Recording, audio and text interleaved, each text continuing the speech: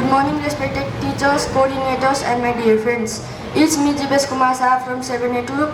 Today I am going to present about a topic named healthy eating habits in summer. Summer is a hot season, so we need to drink plenty of water to make our body hydrated.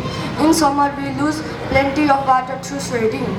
In summer we have to eat fresh fruit that help us to make our body cool and provide our body nutrients. In summer we have to eat fresh food that provides our body nutrition and make our body cool.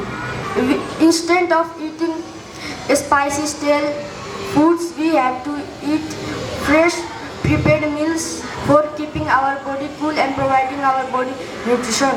So let's make healthy choices in this summer and make our body, and let's have healthy summer choices. Thank you. Have a nice day already.